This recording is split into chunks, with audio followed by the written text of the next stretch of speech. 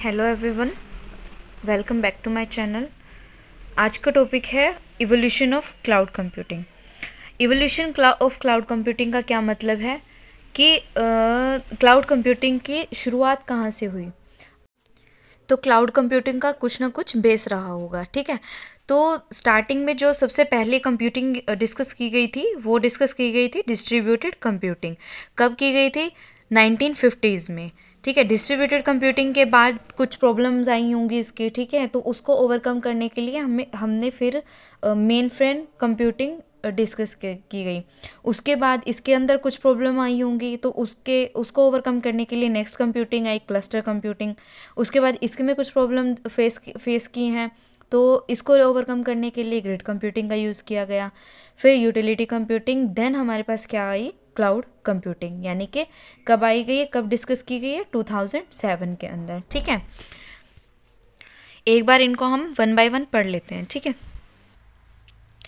Friends, एक बात बोलनी थी। अब इसमें कंफ्यूज मत होना कि आप ऐसे ऐसे मतलब ये टॉपिक्स ऐसे आ रहे हैं क्योंकि सिलेबस में क्या होता है, डायरेक्ट टू टॉपिक हमें दिया जाता है आगे पीछे करके, ठीक है। तो इसमें कंफ्यूज मत होना, यहाँ पे सिस्टमेटिक वे में मैं करवा रही हूँ, ठीक है। आगे अब हम पढ़ते हैं first computing, distributed computing. Distributed का मतलब होता है डिस्ट्रीब्यूशन से ही समझ आ रहा है कि डिस्ट्रीब्यूट करना, यानी कि अलग अलग पार्ट्स में डिवाइड करना। ये कंप्यूटिंग में क्या हुआ था, स्टार्टिंग में जो कंप्यूटिंग यूज़ की गई थी यूज़र सर्विस प्रोवाइड करने के लिए, तो वहाँ पे क्या किया था कि हर एक सर्विसेज के लिए अलग अलग सर्वर, अलग अलग सिस्टम प्रोवाइड किए जा रहे थे, ठीक है। तो जैसे कि हमें कोई वेबसाइट लेनी है उसके लिए अलग अलग सर्वर आया, कैलकुलेशन का काम करा उसके लिए अलग सर्वर आया, एट्सेट्रा एट्सेट्रा, ठीक है। इसको आप ब्रीफ में देखेंगे आगे, अभी जस्ट एवोल्यूशन की बात है तो इसलिए थोड़ा थोड़ा बता रहे हैं। उसके बाद इसमें कुछ प्रॉब्लम फेस हुई थी। प्रॉब्लम क्या थी कि इस सर्विस को देने के लिए मतलब सर्विस प्रोवाइड करने के लिए यूज़र को हमें सारे सिस्टम्स को एक जगह पे रखना ज़रूरी था, ठीक है। मतलब it requires all the system to be present at the same location, ठीक है। ये इसकी क्या थी? ड्रॉबैक थी, एक प्रॉब्लम थी डिस्ट्रीब्यूटेड कंप्यूटिंग की, ठीक है। नेक्स्ट है मेन फ्रेम कंप्यूटिंग। तो इसको ओवरकम करने के लिए कुछ ना कुछ मतलब कुछ इसकी कमियां थी डिस्ट्रीब्यूटेड की, तो वो ओवरकम करी किसने? मेन फ्रेम कंप्यूटिंग ने। तो मेन फ्रेम का कंप्यूटिंग का क्या पढ़ेंगे कि it is a high powerful था, रिलायबल मशीन डिज़ाइन की गई थी to process very large amount of data quickly. तो ये क्या था कि यूज़र को अगर किसी सर्विस की ज़रूरत है तो वो क्या करता था कि डाटा हमें क्विकली प्रोवाइड करता था। सिर्फ एक ये इसकी एक खासियत कह लो, खासियत थी, ठीक है। तो इसमें प्रॉब्लम क्या थी? अब रिलायबल मशीन डिज़ाइन की गई है तो अमाउंट मतलब अमाउंट भी ज़्यादा लगा होगा, लार्ज अमाउंट मतलब एक डाटा भी एक क्विकली प्रोवाइड करना। तो क्या हो गया, जैसे जैसे डिज़ाइन किया तो उसमें हार्डवेयर यूज़ होंगे, तो प्रॉब्लम क्या हुई कि वेरी एक्सपेंसिव मतलब कॉस्टली हो गया ये, ठीक है। तो मेन फ्रेम कंप्यूटिंग लेना कॉस्टली हो गया। अब जो छोटे बिजनेस हैं जिनके, तो वो इस चीज़ को अफोर्ड नहीं कर पा रहे थे, तो इसका ये एक ड्रॉबैक आ गया था मेन फ्रेम कंप्यूटिंग का।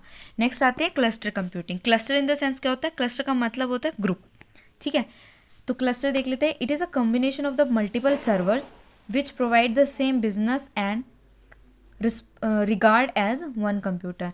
तो क्या होता है कि बहुत सारे कंप्यूटर मिल के एक सर्वर बना लेते हैं, मतलब एक कंप्यूटर की तरह काम करते हैं, तो उसको हम क्या बोलते हैं? Cluster computer.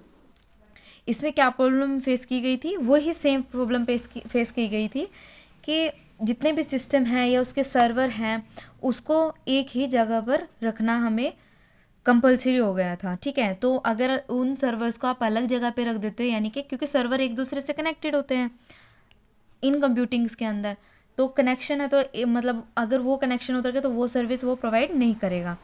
तो इसीलिए सेम लोकेशन वाला प्रॉब्लम यहाँ पर भी आया क्लस्टर कंप्यूटिंग के अंदर, ठीक है। To overcome the problem of location the grid computing is discussed. तो ओवरकम करने के लिए ग्रिड कंप्यूटिंग डिस्कस की गई, ठीक है। तो ग्रिड कंप्यूटिंग क्या होता है हमारे पास? तो ग्रिड का मतलब होता है कि अलग अलग सेपरेट करना, सेपरेट करके कनेक्शन बनाना, ठीक है। अब ग्रिड कंप्यूटिंग देखो, उसके अंदर प्रॉब्लम क्या थी कि हमें सारे सर्वर या सिस्टम है एक जगह, लोकेशन एक ही लोकेशन पे रखने ज़रूरी थे क्योंकि वो इंटरलिंक थे एक साथ।